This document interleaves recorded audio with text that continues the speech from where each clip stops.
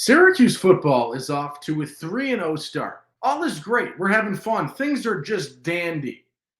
But we can't stop looking for ways to improve. So today, on your Locked On Syracuse Tuesday episode, I take a look at some spots where I can still see necessary growth for Syracuse to have as successful a season as possible. I'm pleased with what I've seen so far. I'm still looking for things to get better and better because that is how you continue to win. Let's break it all down in Locked On Syracuse Tuesday.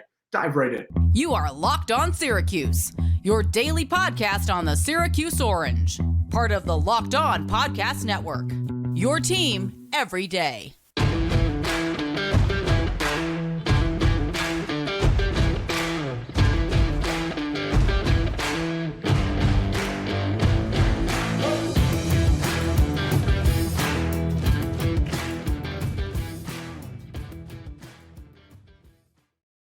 What's up? What's happening? Welcome to your Locked On Syracuse Tuesday episode. It's your boy OV saying thank you so much for making Locked On Syracuse your first listen today and every day. We're free and available wherever you get podcasts. That's part of the Locked On Podcast Network, your team every day. And today's episode is brought to you by Game Time. Download the Game Time app, create an account, and use code LOCKEDONCollege for $20 off your first purchase. We're having a good time. Yesterday, we talked about all the fun, the good, the beautiful things about Syracuse's win over Purdue. They take the sweep. They win both games back-to-back years. This past weekend, a little bit more comfortably than last year. That came down to the wire. We know that. We've established that. We've talked about it. Now, I want to point this out, right? Today, and people like to call me negative sometimes, or sometimes people call me over positive, but sometimes people call me too negative. Today is not a negative episode. But today is an episode that says, let's look at ways to improve. Let's see what we've done, and let's see what you can still grow with. If you want the It's All Sunshine and Rainbows episode, that was yesterday. Yesterday, I talked about the good. Yesterday, I did the positive overreactions. Yesterday, I went crazy. I was having fun. I was absolutely buzzing on your Monday episode of Locked On Syracuse. Today's episode is a little bit different. And this is something Dino Babers always talks about, right? And he usually gives the comparison of the growth between weeks 1 and week 2. That's where you see the most growth. Syracuse grew from weeks 1 to week 2. They continue to grow week 2 to week 3.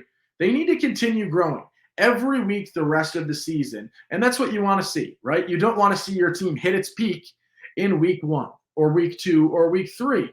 Or maybe, if you go back to last year, they hit their peak in week 5 or the first half in week 6. And then it's downhill from there. You want to see them continue to improve, continue to grow. And that's what today's episode is about. I want to look at a few areas that I think Syracuse needs to show some improvement in order to be successful as they finish out the non-conference slate and head in to the 3-game gauntlet that is the start of the ACC slate for Syracuse, right? We know it.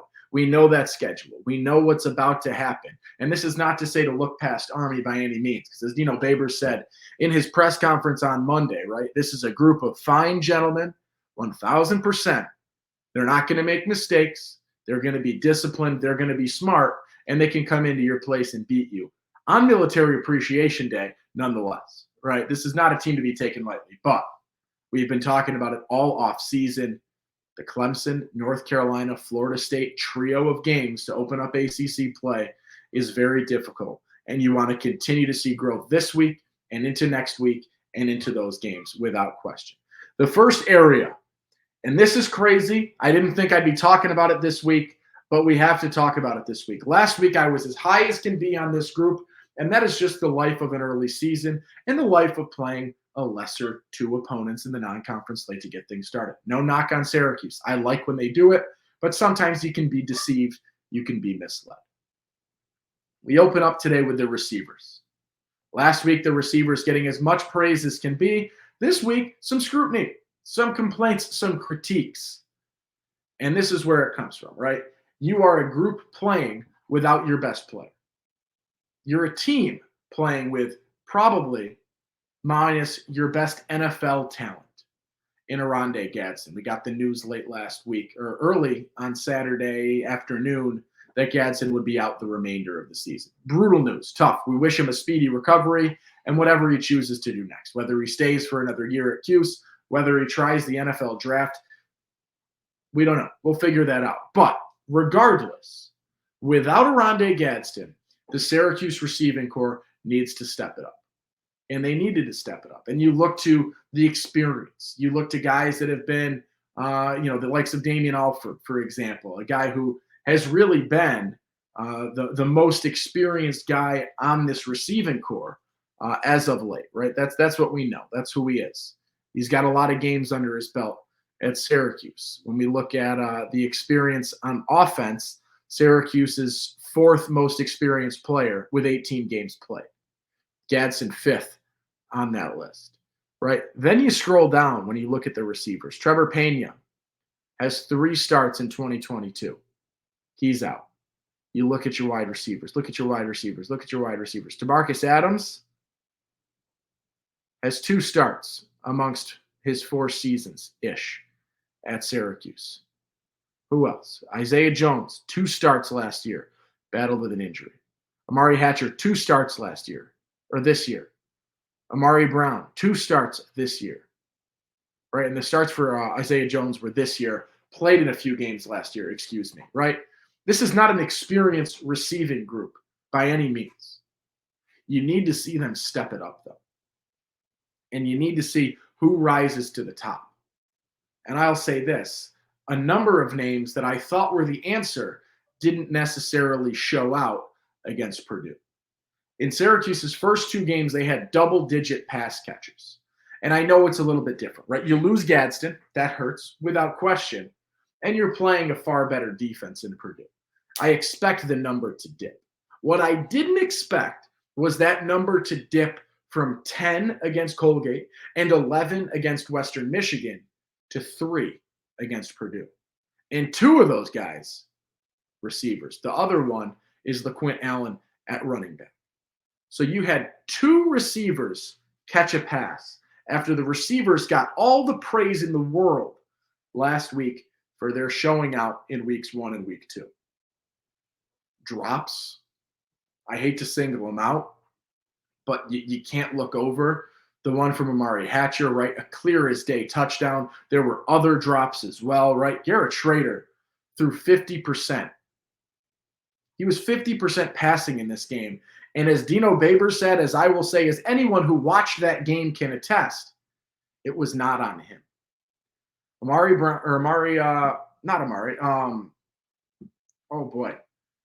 Damian Alford had 4 catches in this game. Donovan Brown had 4 catches in this game. LaQuint Allen had 6 catches in this game. Schrader 14 for 28 on the afternoon. Could have been far better. Could have had more yards. Whatever. Is what it is. You need to see the receivers step up, right? You're missing a leader, right? Oronde Gadsden leads by example on the field, making big plays. He's not necessarily the most vocal leader, but he leads by example. And you need to see who steps it up. Right now, the guy that I'm most impressed with in terms of stepping it up is Donovan Brown. And it's a guy that Babers highlighted in his press conference on Monday, right? Donovan Brown, especially with Trevor Pena out for how long, we're not sure, but he is still out at this point. And for next week, right? He's not on the depth chart yet. So we're still without Trevor Pena until we have him back. Donovan Brown's going to be the guy in the slot, it seems like. He's got speed, and that's what you look at, right? He's going to get heightened snaps even more so in the slot with Gadsden out. And it's going to sort of be that Moneyball-esque, we're going to use a few people to replace the production of Oronde Gadsden, right? Just like they used a few players to replace the production of Johnny Damon and Jason Giambi, for example. You look at the tight ends in Max Mang and Dan Villari will play the more traditional tight end role. And you look at Donovan Brown to pick up the slack that Oronde Gadsden leaves as that slot receiver role in his sort of flex tight end created position in this, what once was Robert and I offense and is now Jason Beck offense. Need to see these guys catch the ball. No way, shape around it, right? No way around it. No thing dancing around it at all. We're just going to acknowledge it. Catch a football. That's what you need to do. Plain and simple. Catch the football more than you did against Purdue, and we need to see it happen, right? I trust this group. I'm not terrified with them, but there's room for improvement without question after what we saw on Saturday evening. Let's take a quick break, and on the other side, we'll talk a little bit more in terms of areas that we can see growth and improvement still for Syracuse football. But before that, let's chat with our friends at the FanDuel Sportsbook. Snap into action this NFL season with FanDuel. It's America's #1 sportsbook. Right now, new customers get $200 in bonus bets guaranteed when you place a $5 bet. That's $200 in bonus bets, win or lose. If you've been thinking about joining FanDuel, there's no better time to get in on the action. The app is so easy to use. There's a wide range of betting options that include spreads, player props, over-unders, and so much more. Visit FanDuel.com/lockedon and kick off the NFL season. FanDuel, official partner of the NFL. Visit FanDuel.com for more information. I would give you a bet of the week. I would give you a bet of the day, but I'm cold as ice, and I don't want to put you through that.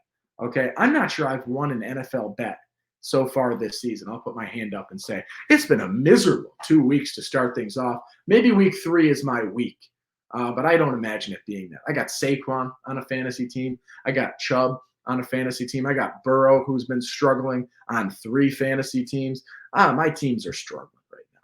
It's time to improve. But right now, we look at struggle areas for Syracuse football. Not necessarily true struggles, but places that I still want to see growth, still want to see improvement. I'll give you this info again. If you're angry with me that I'm being too negative today, go back and watch yesterday's episode. Yesterday was the positives. Today is the let's get down and dirty. Let's see where things need to improve, and let's talk about it a little bit on your Locked On Syracuse Tuesday episode. The next area I want to visit, and this is a quick one, let's talk about special teams. I love the quote. When it happened, I played it all the time. When I worked at the Ostrom Avenue podcast as a part of WAER, I tweeted this clip probably once a game.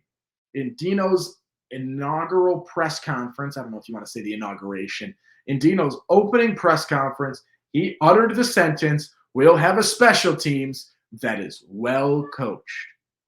And I look at this right now, and I look at the special teams, and I need to see some things step up, especially in the punt game. The punt game was very weak against Purdue. Fortunately, because of where Syracuse was gaining possession and because they were scoring a number of touchdowns in this game, Syracuse didn't have to punt all too often. But the opening punt of the game for Jack Stonehouse, the transfer, who a lot of eyes are on and we're excited about, was hideous. A pure shank to open the game up. And I understand mistakes happen. The ensuing punt for Syracuse goes, I believe, 35 yards. Let me pull it up as I talk about this. Whatever the number was, you can take 10. It was the 43-yard punt, but you're going to take 10 yards off, I believe, because Syracuse called for a holding on the punt. Not what you need, not what you want, and things that can hurt you. First punt was 20 yards. Second punt was a 43-yarder, yes, with a 10-yard holding penalty to give Purdue possession at the 42. So Syracuse's first 2 punts of the game, Purdue gets the ball at the 42 and where'd it go? The 43. Great field position. Syracuse very fortunate to not get beat on those mistakes. Clean it up, right? It's okay. You win the game by 15 points. The team looks good.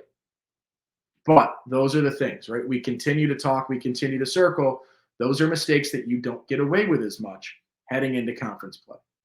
Those are mistakes that you can only get away with for so long before you've got to snap out of it and figure it out. And I'll put in the mistakes category leads us right into the next thing. And I don't want that to be a knock on Jack Stonehouse. One bad punt, all right? I'm talking about special teams as a whole. Hone it in, clean up the mistakes, right? The easy things, holdings, things like that, right? Your penalties on your returns and on your kicks, on your punts, right? Be smart. Do not give teams extra yards in return for nothing. Now, penalties. We talk about them all the time because Syracuse was one of the most highly penalized team in the country last season. 7 penalties in this game. 7 penalties more than 7. Let me find it. I lost it. Penalties, 9 penalties, for 105 yards. 105 yards. Now, some of those were those late hits, those low hits, whatchamacallums, whatever. They're penalties still. They were called both ways. This was not an incredibly officiated game, but I felt like it was called pretty poorly, evenly. And that is one thing. Syracuse, over 100 penalty yards in this football game. Teams are going to capitalize on that. They're not mistakes that you can get away with. They're mistakes that you need to fix now, right? They were an issue in week 1, too many penalties. An issue in week 2, too many stupid penalties. An issue in week 3, you continue to rack penalties up. Clean it up and clean it up now, right? Dino talks about the balance of some of the penalties are coaching things that you can talk about and look to improve in that regard. Other penalties are player issues, right? You've got to figure it out. You've got to do some things to improve and to hone in and make sure that things are as clean as possible. Army, not going to make mistakes. Army had 0 penalties their last game. 0 penalties. Flawless in that regard. They can capitalize on things, right? If you play a non-clean game and you're picking up penalties and you're giving them extra yards and extra possessions, right?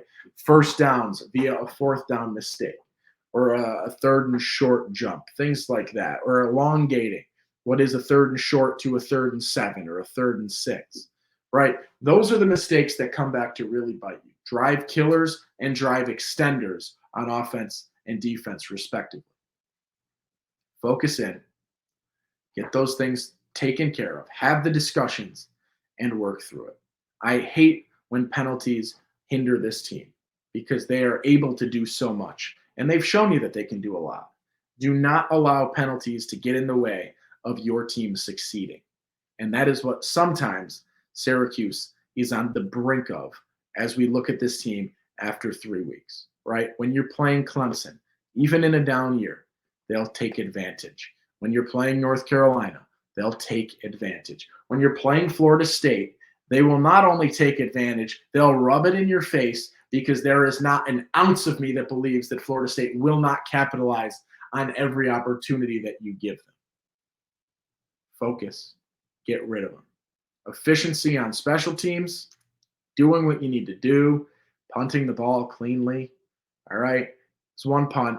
We'll figure it out. It's okay. But let's improve. Let's grow. Let's see what they can do in terms of that. Let's take one more quick break, and then we'll talk about a defensive improvement that I would really like to see out of Syracuse. And you're going to say, Owen, a defensive improvement. What are you talking about? I'll get you, okay? Because although Syracuse played a solid game on Saturday defensively, I got a spot where I want to see them clean up and improve just a little bit more as they continue to get into the bulk of their schedule. But before that, let's chat a little bit about game time buying tickets. It's something that can become stressful, but it doesn't need to be stressful, and that's where Game Time comes in. It's a fast and easy way to buy tickets for all the sports, music, comedy, and theater near you with killer deals on last-minute tickets and their best price guarantee. You can stop stressing over the tickets and start getting hyped for the fun you'll have. There's flash deals, last-minute tickets, easy to find and buy for every kind of event in your area, plus images of seat views, the low price guaranteed, event cancellation protection, job loss protection. There's so much that Game Time offers you. Forget planning months in advance. They've got deals on tickets right up to the day of the event. Get exclusive flash deals on tickets. The Game Time guarantee means you'll always get the best price. If you find tickets in the same section and row for less, Game Time will credit you 110% of the difference. It's the fastest growing ticketing app in the country for a reason. So snag the tickets without the stress with Game Time. Download the Game Time app, create an account, and use code LOCKEDONCollege for $20 off your first purchase. Terms apply. Again, create an account and redeem code LOCKEDONCollege for $20 off. Download Game Time today. Last minute tickets, lowest price guaranteed. Owen Valentine, Locked On Syracuse Tuesday. We're talking room for improvement with Syracuse football. I love the start. They're 3-0, but how can they continue to grow and get better week after week after week? We talked about the wide receivers and catching the football, limiting drops, and all of that nonsense. We talked about special teams, a few special teams blunders against Purdue on Saturday. We talked about the penalties, 9 penalties for 100 and change. Unacceptable. But now we talk about the defense, and you're going to say, Owen, Syracuse forced 4 turnovers in this game. Could have been more. They hold Purdue to 20 points.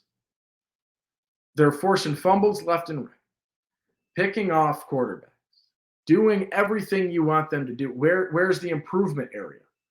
And I'll tell you, this is a little nitpicky, but I think it is worth mentioning and worth focusing in on.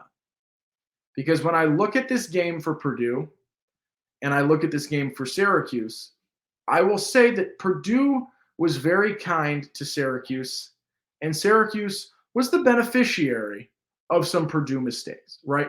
Obviously, Purdue's forcing mistakes. They're doing their thing, or Syracuse is forcing Purdue mistakes. Pressure, being in the right place, proper tackling, punching the ball out, doing what they need to do. No questions asked. However, Syracuse getting 4 turnovers and causing 4 turnovers in their own territory,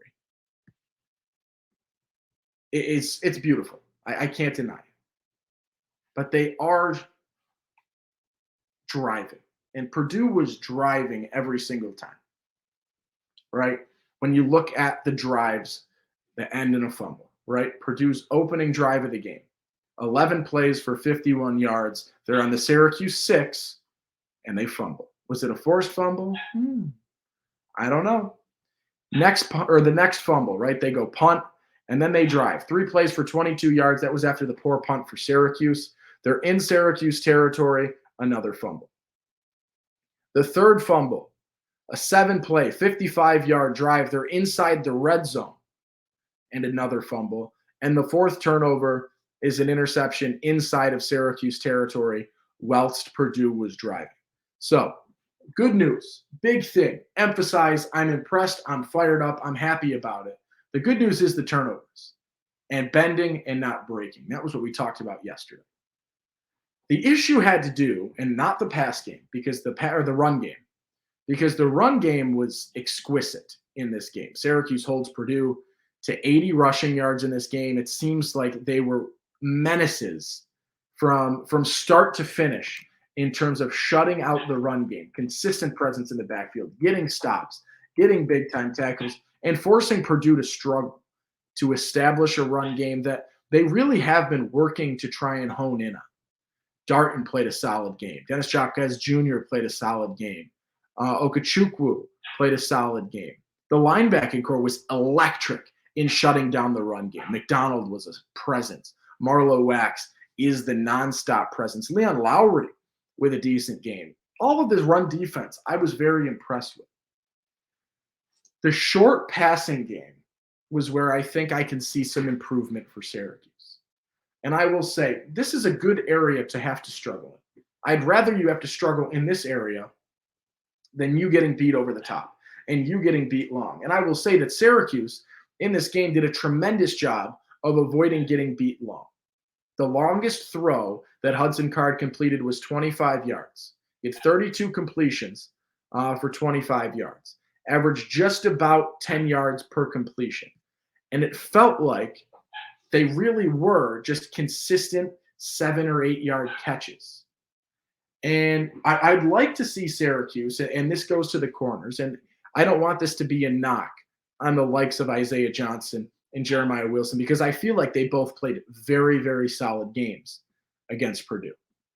But I would like to see a little bit more efficiency in terms of that short range passing, those 8 yard plays, those 7 yard plays. And they were right there making quick tackles, and they knocked a ball or two out as well in defense and in pursuit of these throws. But it seemed like Purdue really was able to nickel and dime their way to solid drives, and then fortunately Syracuse escapes by forcing a turnover. Keep forcing the turnovers, but belittle the drives before that happens. And I look at the short passing game. I think they've excelled in the run defense so far, outside of one play, right? One play against Western Michigan where a man breaks free for a 75-yard score. They have excelled in the run game this season. The longest run for Purdue was a 14-yard rush in this game. They were really, really staunch in terms of not letting Purdue get going. But I'd like to see them hone in on those middling, not even quite middling range passes. That 5 to 10-yard pass really being a bit more of a presence and doing what you need to do. And that's me being nitpicky. I'll put my hand up and say that's me being a little bit picky, maybe even way too picky. But I do think on defense, that is an area that I think you could still see decent improvement for Syracuse. Let me know. Am I being too harsh on any of these? Are there any things you want to add to the list? I'm impressed with Syracuse. I'd like to see them keep growing because that is what's going to lead you to the most success this season. That'll do it for your Locked On Syracuse Tuesday. I'll be back tomorrow talking a little bit more focus on next week, a little bit of this matchup. Maybe even we'll look elsewhere. We'll see what happens. I don't know exactly what Wednesday will include, but we'll have some fun. I'll be back tomorrow. Until then, thanks for making Locked On Syracuse your first listen today and every day. Free and available wherever you get podcasts, part of the Locked On Podcast Network. Be kind. Make somebody smile today. It's your boy OV saying thank you for listening. I'll catch you tomorrow. Peace.